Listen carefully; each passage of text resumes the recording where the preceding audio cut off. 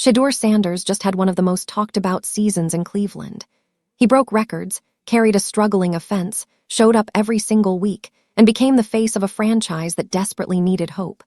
And yet, somehow, after all that, the Browns still say his role is to be determined. Think about that for a second. A player does everything you ask, exceeds expectations, survives a chaotic season, and the organization's official response is still uncertainty. Not a commitment. Not a plan, just a question mark. That contradiction is exactly why fans are confused, frustrated, and starting to ask uncomfortable questions. How can a team claim it's rebuilding around a young star while refusing to fully back him? How can a franchise talk about culture, leadership, and accountability, but leave its most important player stuck in limbo? On the surface, it sounds like patience, but the deeper you look, the more it starts to feel like something else entirely. Because this isn't just about football decisions.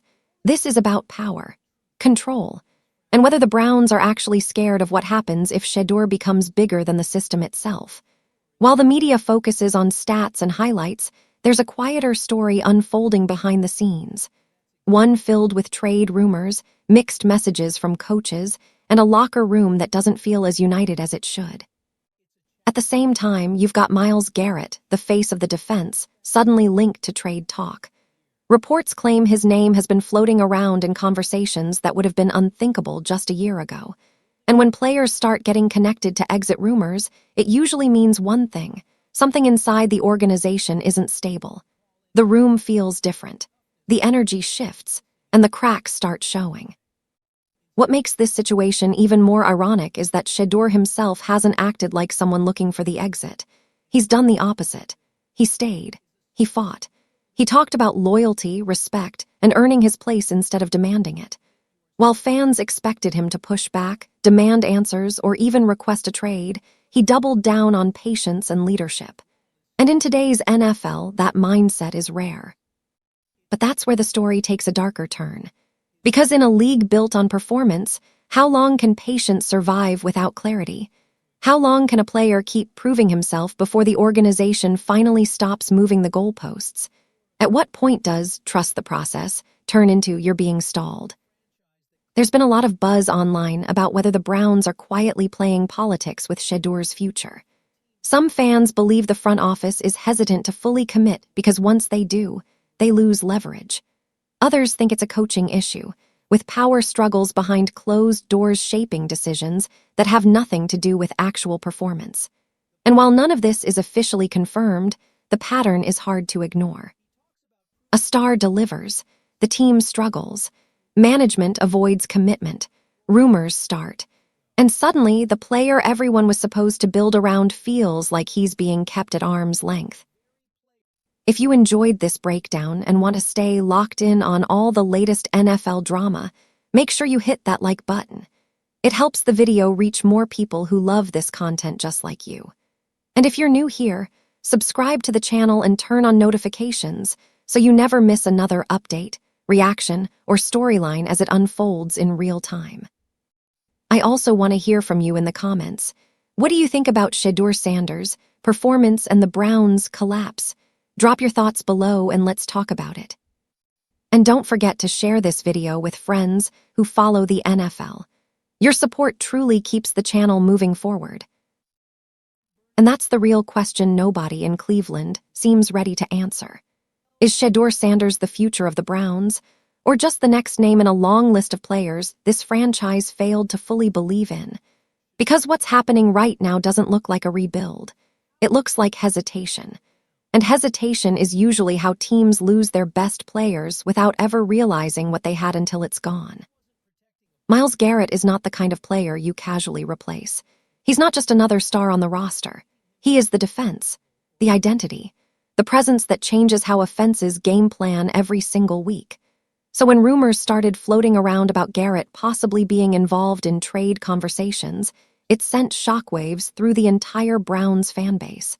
Because teams don't even entertain ideas like that unless something deeper is wrong. What made it even more interesting was how quiet Garrett stayed.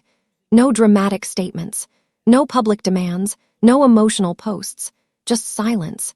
And in the NFL, silence from a franchise cornerstone usually speaks louder than any press conference ever could.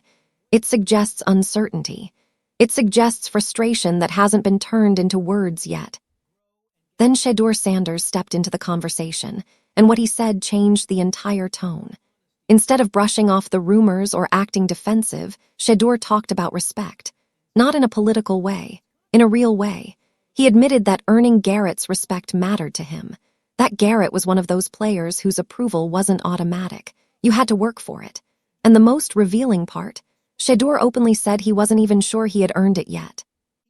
That kind of honesty is rare, especially from a young quarterback already carrying the pressure of a franchise. Most players would pretend everything was perfect, claim the locker room was unified, and move on. Shedeur did the opposite. He acknowledged the distance. He acknowledged the standard. And he acknowledged that leadership isn't given, it's built through consistency and performance. The contrast between their styles makes this dynamic even more fascinating. Garrett leads through silence. His work speaks. His results speak. He doesn't need to motivate anyone with speeches or emotion. Meanwhile, Shedeur leads through visibility. He talks. He connects. He shows up mentally and emotionally as much as physically. Two completely different leadership languages trying to coexist inside a system that's already struggling. And that's where the tension really lives. Not between Garrett and Shedeur as individuals, but between what they represent. One is the established superstar who's already proven everything. The other is the rising face of the franchise, still fighting for validation inside a messy structure. When those two are on the same team, it should feel unstoppable. But instead, it feels fragile. Some fans believe the trade rumors around Garrett are a sign of exhaustion. That after years of carrying a defense, while the offense constantly resets, even the most loyal stars start questioning the future. Others think the rumors are being exaggerated by media narratives looking for drama. But either way, the fact that his name is even part of these conversations says everything about where the Browns stand right now. Because if a team is truly stable, truly confident in its direction, its core leaders aren't surrounded by exit talk. They're surrounded by extensions, long-term plans, and public commitment, not speculation. And this is why the Garrett situation matters so much to Shedeur's story. If the defense's leader is uncertain and the offense's leader is still being evaluated, then what exactly is Cleveland building around? 2 stars, 2 timelines, and one organization that hasn't clearly chosen either. And that's the uncomfortable truth behind the silence. The Garrett rumors aren't just about a possible trade. They're a signal, a warning that the foundation of this team might not be as solid as fans have been led to believe. And if that foundation cracks, both leaders could end up questioning the same thing at the same time, whether staying in Cleveland is really worth it. The Browns love to call this season a building year. That's the phrase that keeps getting repeated in press conferences, interviews, and media segments. A building year, a learning year, a step in the process. But for a franchise that's been building for what feels like forever, that excuse is starting to sound less like a plan and more like a shield. Because when you actually look at what happened on the field, it doesn't feel like development. It feels like confusion, miscommunication, and a lack of real accountability at the top. The coaching decisions didn't just fail to elevate the team, they actively made things harder for the players who were already carrying the most weight. Kevin Stefanski's leadership has quietly become one of the most debated topics in Cleveland. Not because he's loud or controversial, but because of what isn't happening.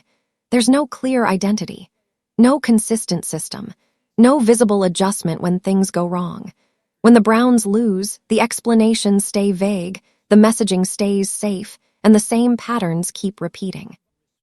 And that's where frustration starts turning into resentment, because players like Shedeur and Garrett aren't asking for perfection.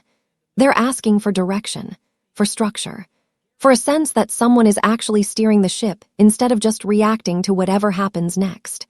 Instead, what they've gotten is a cycle of excuses wrapped in corporate language. Wide receivers drop passes, the offensive line collapses, the play calling stalls in crucial moments, and somehow the responsibility never lands where it should. It drifts, it gets diluted, It gets buried under phrases like "we'll evaluate in the off-season" and "we just need to execute better." But execute what exactly? A system that keeps changing, a vision that's never clearly defined.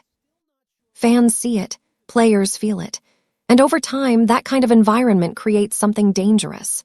Not anger, not open rebellion, but quiet disengagement. The kind where stars stop believing in the long-term picture, even if they keep showing up on Sundays. What makes this worse is that the Browns had real momentum at one point. They had talent. They had hype. They had a young quarterback giving them relevance again.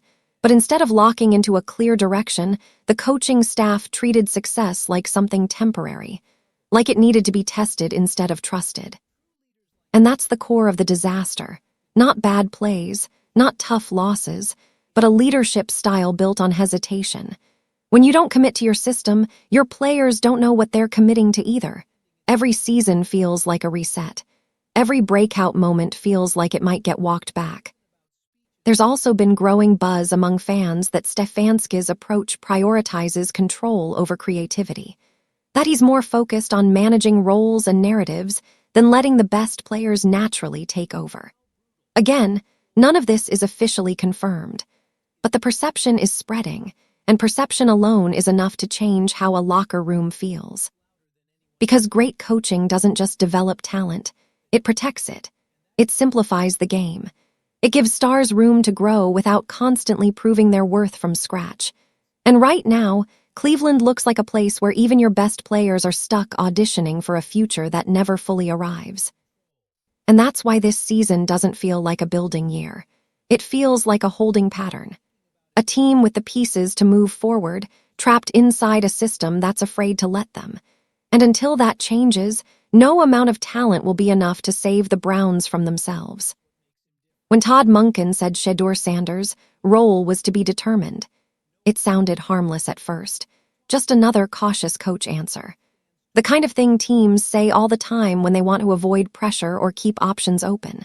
But in this case, it landed very differently, because this wasn't a rookie coming off the bench. This was the same player who just spent an entire season proving he belonged. Shedeur didn't just participate, he produced. He broke records. He held together an offense that was collapsing around him. He showed leadership in the locker room and resilience on the field. And after all that, the official message from the coaching staff was still uncertainty. No clear role, no clear future, just "we'll see." That's not patience. That's a quiet form of disrespect. In the NFL, words like "to be determined" are rarely neutral. They usually mean one of two things. Either the organization genuinely has no plan, or they do have a plan and don't want to say it out loud yet. Both options are bad.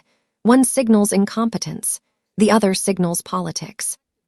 And this is where fans started getting uncomfortable. How many times does a player need to prove himself before the team stops treating him like an experiment? At what point does performance turn into commitment? Because right now, it feels like Shedeur is stuck in an endless audition for a role he already earned. What makes it worse is the timing. This wasn't said during preseason or early development. This came after a full year of real games, real pressure, and real results. The idea that his role is still unclear sends a message that nothing he's done is enough to settle the conversation. And for a franchise that claims it's rebuilding around young talent, that message is dangerous. It tells the locker room that success doesn't guarantee security, that even your best players are replaceable, temporary, and constantly under review. That's not how you build trust. That's how you create anxiety. Some fans believe the TBD comment was just media strategy, a way to avoid committing publicly while negotiations and internal debates happen behind closed doors. Others think it reflects deeper confusion inside the coaching staff, where no one truly agrees on what direction the offense should take. Either way, the effect is the same. Uncertainty becomes the headline. And uncertainty is exhausting. Imagine grinding through a season, carrying expectations, taking hits, dealing with criticism, and still being told your future isn't clear. Not because you failed, but because the organization can't decide what it wants. That kind of situation doesn't motivate players. It wears them down. What makes Shedeur's response so interesting is that he didn't react emotionally. He talked about proving himself every day, about setting goals, about controlling what he can control. On the surface, it sounds mature, professional, composed, but underneath that calm answer is a brutal reality. He shouldn't still have to prove anything. Because to be determined isn't a development plan. It's a delay tactic. It's what teams say when they're afraid to commit and scared to let go at the same time. And in the NFL, being stuck in the middle is the worst place you can be. You're not the future, you're not the present, you're just waiting. And that's the real disrespect. Not an insult, not criticism, but being good enough to matter and still not important enough to be chosen. The most controversial part of Shedeur's season didn't happen under the lights. It happened on the sideline. For 12 straight weeks, he watched, practiced, waited, and while fans were told it was about development and health, a very different story started circulating behind the scenes. Reports claim the Browns kept pushing Dillon Gabriel ahead of Shedeur, even when momentum and performance suggested otherwise. On paper, it looked like a normal competition, but to a lot of fans, it felt artificial, like the depth chart was being managed instead of earned. Every time Shedeur seemed close to fully taking control, something shifted. A minor issue, a vague explanation, another delay. And then came the injury narratives. The team insisted they were being cautious, protecting their investment, making sure Shedeur was 100%, but rumors suggest the severity was exaggerated, that the timelines didn't quite add up, that what was being framed as player safety was also being used as a convenient reason to keep him off the field. None of this is officially confirmed, of course, but the pattern is what raised eyebrows. 12 weeks is a long time in the NFL. That's not a setback. That's a season within a season. And during that time, Shedeur wasn't just recovering. He was disappearing from the story. What made it feel even stranger was how the coaching staff handled the messaging. Instead of clear updates, fans got generic statements. Day to day. Still evaluating. We'll see how he responds. The same phrases over and over with no real transparency. And in a league where information is tightly controlled, that kind of vagueness usually means something is being managed. Some fans believe the Browns were intentionally slowing Shedeur down to maintain control. That once he fully took over, the power dynamic inside the organization would shift. The quarterback becomes the face, the voice, the leverage, and not every coaching staff is comfortable with that, especially when their own future isn't secure. Others think it was simply fear. Fear of committing, fear of making the wrong call, fear of letting a young star reshape the hierarchy too quickly. But fear, in football, is just another form of bad leadership. Because while Shedeur was sitting, the team wasn't improving. The offense wasn't stabilizing. The chaos didn't disappear. If anything, it became more obvious. And that's why the sideline period still feels unresolved, not as a medical decision, but as a political one. 12 weeks didn't protect Shedeur. It isolated him. It delayed his momentum. And it created a narrative where his absence became normal. And in the NFL, once your absence becomes normal, your importance quietly starts getting questioned. What makes ShedeurSanders truly dangerous to the Browns organization isn't his arm, his stats, or even his leadership on the field. It's his mindset. The way he talks about pressure, setbacks, and control reveals something most franchises aren't prepared to deal with. A player who isn't emotionally dependent on the system. When Shedeur spoke about feelings being temporary and acting on knowledge instead of emotion, it sounded like a simple motivational line. But it was. It was a philosophy. One that shifts power away from the organization and back to the individual. Because a player who understands that emotions fade, that situations change, and that growth comes from learning rather than approval, is a player who can't be easily manipulated. He talked about learning from veterans, about using other people's experiences as shortcuts to wisdom, about becoming a vet in life before becoming one on the field. That's not the language of someone waiting to be guided. That's the language of someone building independence. And independence is what scares management the most. Most young quarterbacks are reactive. They ride highs, crash on lows, and look to the organization for stability. They need reassurance. They need validation. They need structure. Shedeur doesn't. He's already operating with internal control. He's focused on what he can influence, not what he's given. And that creates a completely different power dynamic. Because when a player stops needing emotional confirmation from the team loses leverage. You can't stall him with vague promises. You can't distract him with role uncertainty. You can't shake him with temporary setbacks. He's already moved past that layer of dependency. This is why some fans believe Shedeur doesn't fit the traditional development narrative. He's not waiting to be molded. He's adapting in real time, learning from mentors like Joe Flacco, absorbing mistakes, turning embarrassment into experience, turning setbacks into data. That's not the behavior of someone being shaped. That's the behavior of someone shaping himself. And that's where things get uncomfortable for an organization like Cleveland, because the Browns don't just want talent. They want control. They want predictability. They want a quarterback who fits neatly into their system, their messaging, their timeline. Shedeur doesn't move that way. He's building his own internal framework, and he's doing it publicly. Some fans think this is why his situation feels so tense. Not because he's failing, but because he's growing faster than the structure around him. He's becoming mentally uncontainable inside a system that thrives on managing narratives and expectations. There's also a deeper layer here. A quarterback with this mindset doesn't panic when trade rumors surface. He doesn't collapse under uncertainty. He doesn't beg for clarity.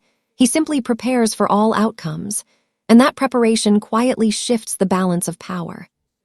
Because the moment a player is emotionally ready to walk, even if he doesn't say it, the organization can feel it. The urgency changes. The tone changes. The control weakens. Shedeur isn't rebelling. He isn't demanding anything. He's doing something more threatening than that. He's becoming psychologically free inside a system that's built on dependency.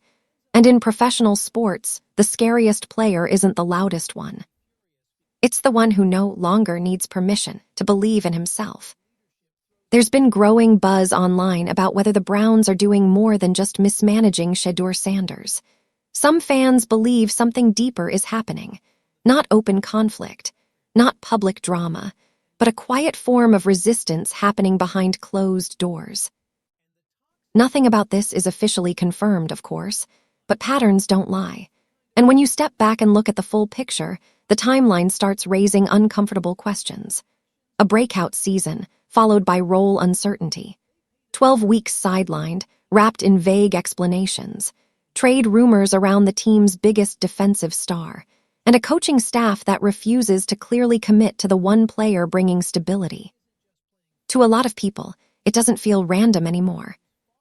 Reports claim there's tension inside the organization about how much influence Shedeur should really have. Quarterbacks don't just lead offenses. They become the face of the franchise, the voice of the locker room, the personality the media gravitates toward. And once that happens, power shifts. Coaches lose some control. Front offices lose narrative authority. The player becomes bigger than the system. Some fans believe the Browns aren't ready for that shift. There's also been speculation that Cleveland's leadership prefers system-first players, athletes who fit neatly into predefined roles, accept timelines, and don't disrupt internal hierarchies. Shedeur doesn't move like that. He's visible. He's outspoken. He builds relationships with veterans. He thinks long-term about his career instead of just the next snap, and that makes him harder to manage. Again, none of this is proven, but the behavior aligns with something fans have seen before in other franchises. Young stars who rise too quickly often get slowed down, not with punishments, but with uncertainty, with mixed signals, with endless evaluations, with just enough doubt to keep them dependent. It's subtle, and that's why it works. You don't sabotage a player by benching him forever. You sabotage him by keeping him close but never fully committing. You let him play but question his role. You praise him but hesitate publicly. You build around him but keep backup plans active. Over time, that environment wears down momentum without ever creating a clear villain. Some believe that's exactly what's happening here. Not because the Browns want Shedeur to fail, but because they're afraid of what happens if he succeeds too much. A star quarterback changes everything. Contract structures, coaching authority, media narratives, even job security in the front office. And Cleveland is an organization that has historically struggled with that level of change.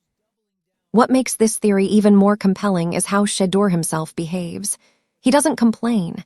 He doesn't hint at internal conflict. He stays professional, focused, controlled, which ironically makes the situation harder to read. Because if he were angry, the tension would be obvious. But instead, the tension lives in what isn't being said.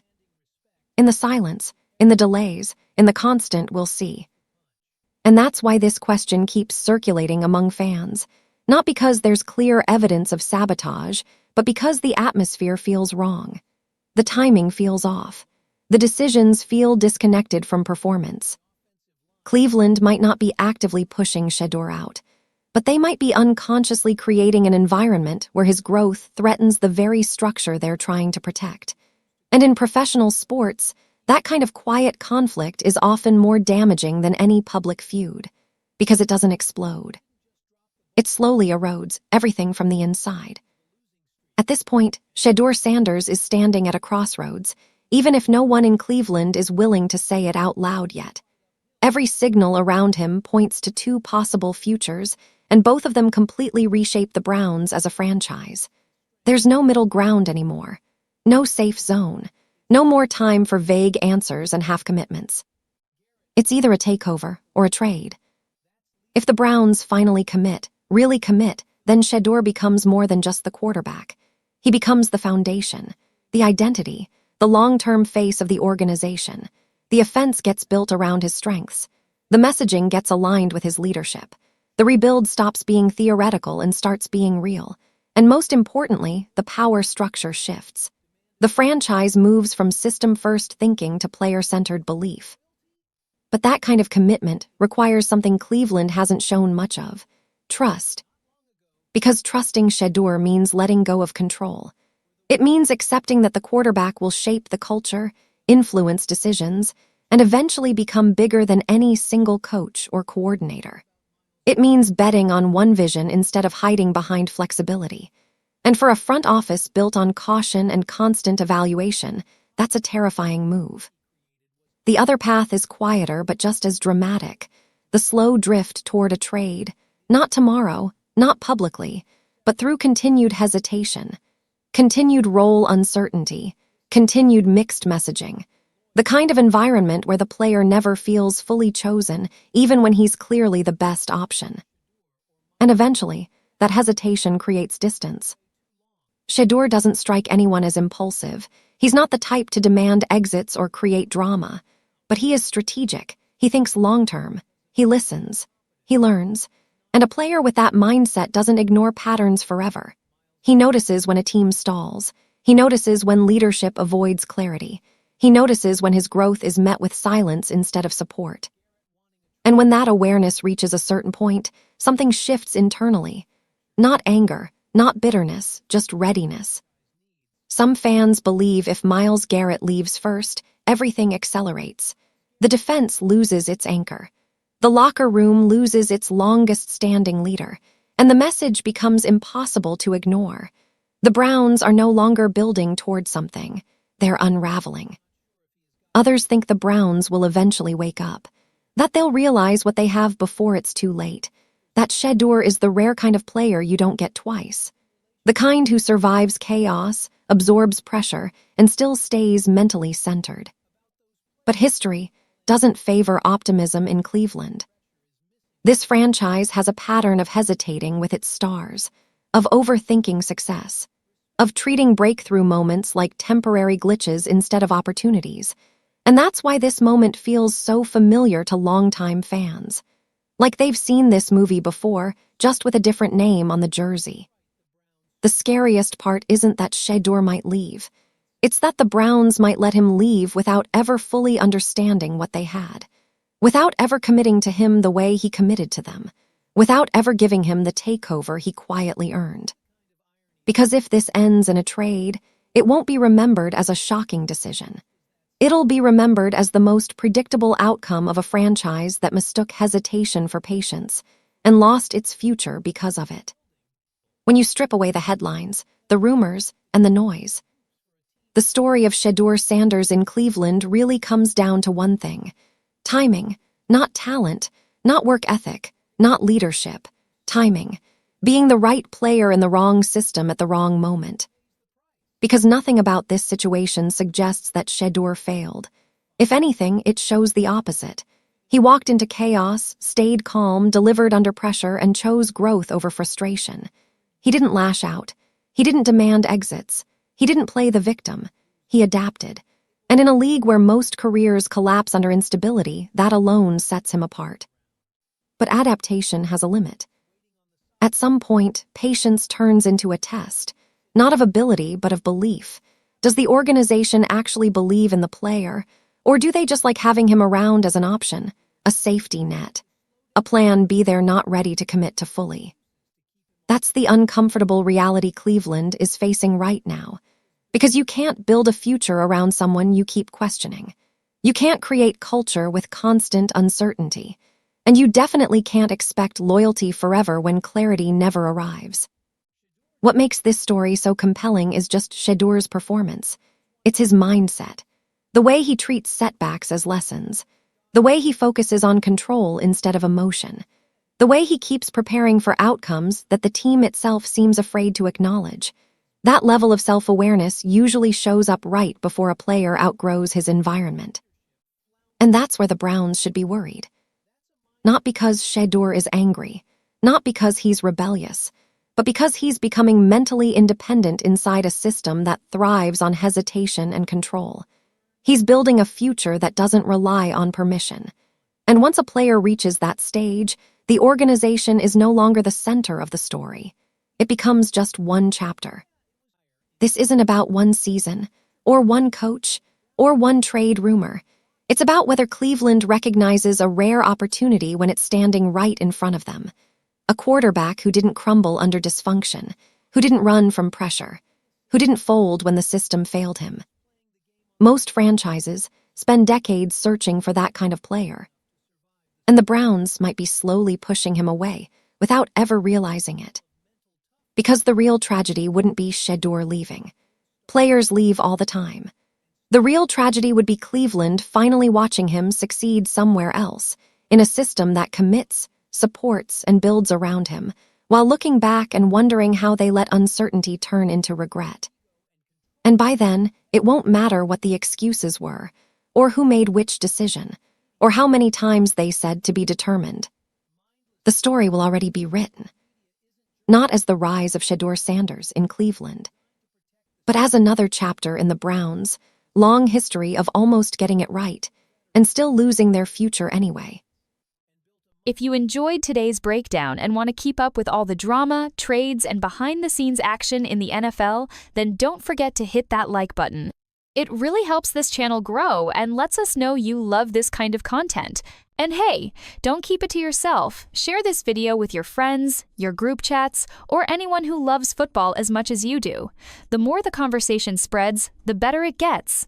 Most importantly, if you haven't already, make sure you subscribe to the channel and tap the notification bell. That way, you'll never miss when we drop fresh stories, wild rumors, or breaking updates that the mainstream media won't talk about.